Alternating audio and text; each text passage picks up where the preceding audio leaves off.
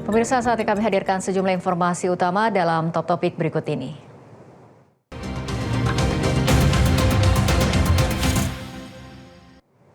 Kita ke top topik pertama. Pemirsa, KPK melakukan operasi tangkap tangan atau OTT terhadap Bupati Pemalang, Anom Widiantoro. OTT ini berkaitan dengan dugaan penerimaan yang diterima Anom terkait proyek dan jual beli jabatan. Berikut informasinya, tunggu apa lagi bersama Kata Oma.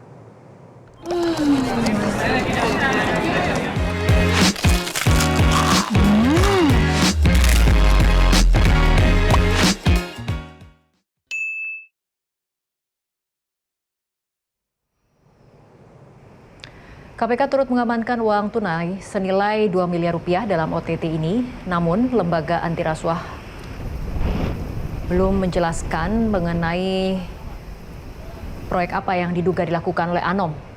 Temuan itu masih akan didalami penyelidik saat gelar perkara bersama pimpinan KPK. Total ada 21 orang yang diamankan KPK dalam OTT yang dilakukan di Jakarta, Pemalang, dan Purworejo. Mereka yang diamankan masih berstatus terperiksa. KPK memiliki waktu 1 kali 24 jam untuk menetapkan status hukum para pihak yang terjaring.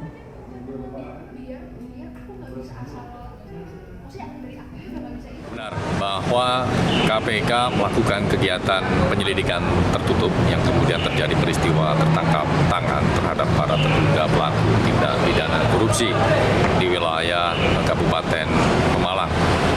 Di mana dalam rangkaian peristiwa tertangkap tangan tersebut, tim mengamankan sejumlah 21 orang, 5 orang diamankan di Jakarta, 15 orang diamankan di Pemalang, dan 1 orang diamankan di Purworejo.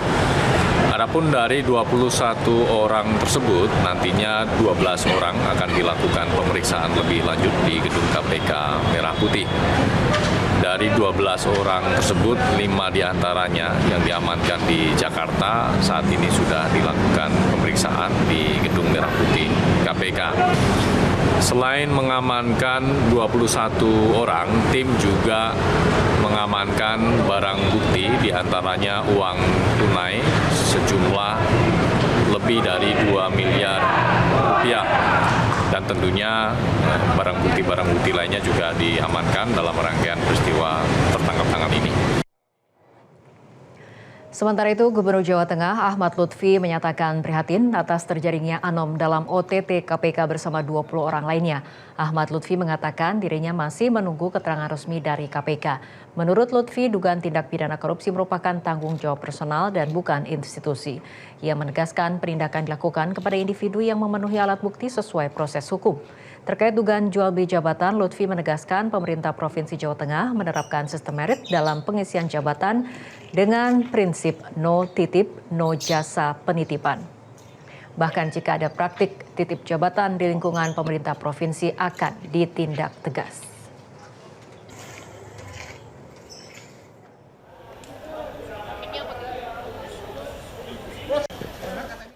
Khusus Provinsi Jawa Tengah, supaya kewenangan itu sudah sampaikan.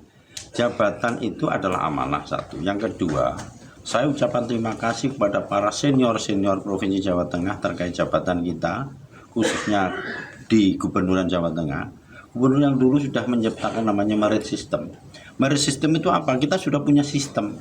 Dan di Jawa Tengah, provinsi, ya, berdasarkan Undang-Undang Nomor 1 itu kita 30% sebagai mandatori kegiatan pegawai negeri. Sehingga kami tinggal meneruskan, no titip tak tambahi. Tagline jabatan kita no titip-titip, no jasa penitipan.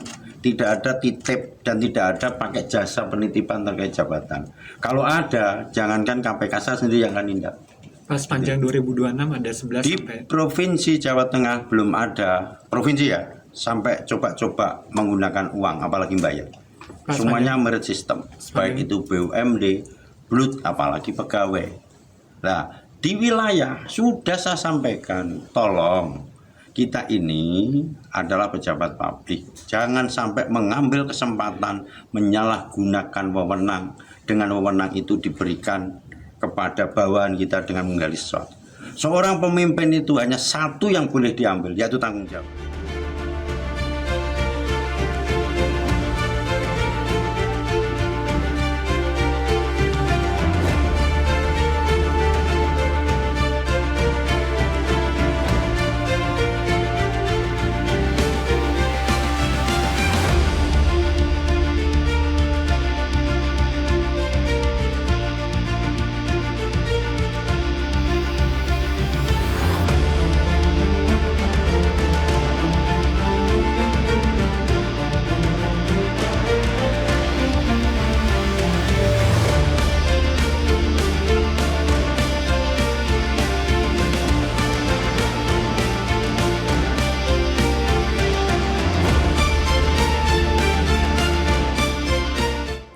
Selanjutnya ke topik kedua, teka-teki kematian Satpam Perum Jasa Tirta II Sumarna yang ditemukan tewas di Waduk Jatiluhur, Purwakarta, Jawa Barat belum juga terungkap. Polisi mengaku kesulitan mengungkap penyebab pasti kematian Satpam yang jasadnya ditemukan dengan kondisi tangan terborgol itu.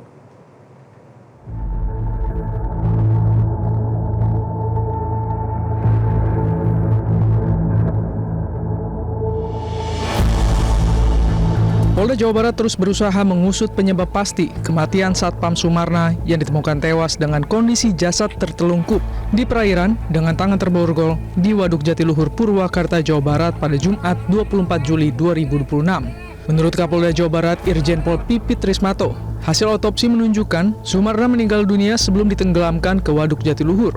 Di tubuh terutama kepala korban, dokter forensik juga menemukan hasil luka bekas pukulan benda tumpul. Diduga ada luka karena benturan masih menggunakan benda keras ya, atau meninggal sebelum dibuang ke dalam air. Kasat Reskrim Polres Purwakarta, AKP Imade Purwantara, menyebut hingga Rabu 29 Juli 2026, pihaknya masih melakukan penyelidikan terhadap kematian Sumarna. Polisi mengaku kesulitan mengungkap kasus tersebut karena tidak adanya saksi yang melihat langsung di tempat kejadian perkara, serta tidak adanya CCTV di sekitar Waduk Jatiluhur. Sementara terkait dugaan keterlibatan geng motor dalam kasus tersebut, tim penyidik masih melakukan pendalaman. Baik, kendala-kendala mungkin terkait dengan adanya CCTV di TKP, kemudian waktu juga pada saat dini hari, ketika saksi juga mungkin pada saat kejadian nihil karena jam tidur. Untuk hari ini kami mohon dukungannya dari masyarakat Jawa Barat, khususnya Purwakarta. Hari ini kami masih melakukan pendalaman terhadap saksi-saksi yang ada di lapangan, dan kami juga melakukan olah TKP ulang terkait dengan CCTV yang sudah kami backup datanya. Kemudian untuk keluarga korban juga kami sudah minta keterangan dari awal. Demikian. Untuk geng motor yang awalnya dikaitkan itu sudah diperiksa juga, Bang? Kami sedang dalami untuk terkait dengan geng motor. Beberapa dugaan juga sudah kami dalami. Ya. Sementara itu, keluarga Sumarna berharap aparat dapat segera mengungkap pelaku pembunuhan Satpam Perum Jasa Tirta atau PJT2 itu. Pasalnya keluarga menginginkan kepastian serta keadilan. Kalau pelakunya pengen cepat terungkap atau gimana, Kak? Ya semoga cepatlah terungkapnya biar tahu juga siapa pelakunya. Di media sosial beredar sejumlah unggahan yang memperlihatkan wajah sekelompok pemuda bermotor sebelum korban ditemukan tewas.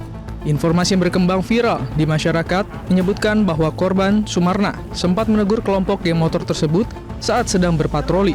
Teguran ini diduga memicu amarah kelompok tersebut hingga berujung pada aksi kekerasan. Tim Liputan Metro TV. Kita beralih ke topik ketiga. Koordinator Masyarakat Anti Korupsi Indonesia atau MAKI, Boyamin Saiman menilai kematian Sutrimo, pria yang disebut sebagai kepala rumah tangga Febri Adriansyah, janggal. Boyamin juga mendorong agar saksi-saksi yang berkaitan dengan perkara dugaan tindak pidana pencucian uang yang menjerat Febri bisa mendapat perlindungan. Boyamin menyoroti informasi mengenai kondisi Sutrimo yang disebut mengeluarkan busa saat meninggal. Ia menilai otopsi atau ekshumasi menjadi langkah penting untuk memastikan penyebab kematian Sutrimo. Boyamin menyebut keterangan dari orang terdekat Febri dapat menjadi bagian penting dalam penyidikan. Boyamin meminta Kejaksaan Agung segera berkoordinasi dengan Lembaga Perlindungan Saksi dan Korban atau LPSK untuk memberikan perlindungan bagi saksi potensial.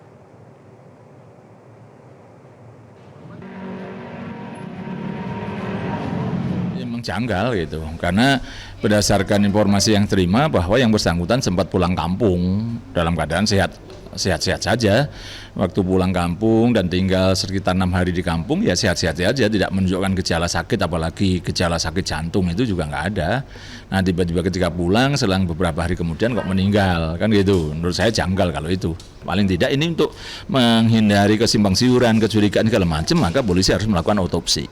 Tidaknya gini, kan dia potensi dipanggil sebagai saksi. untuk mengetahui apa yang terjadi di saat masih waktu itu sebelum penggeledahan lah setidaknya, atau saat penggeledahan itu kan, atau sebelum-sebelumnya. Ini kan bisa bisa ditanya siapa ya tamu yang pernah datang ke rumah Pak FA, atau Pak Eva pernah menerima tamu siapa, atau juga kemudian bisa aja disuruh melakukan sesuatu yang berkaitan dengan pekerjaan Pak FA gitu. Menurut saya malah ini Kejaksaan Agung harus segera mengamankan calon saksi itu, dan saya justru minta dibawa ke LPSK, Lembaga Perlindungan Saksi dan Korban. Jelajahi cara baru mendapatkan informasi. Download Metro TV Extend sekarang.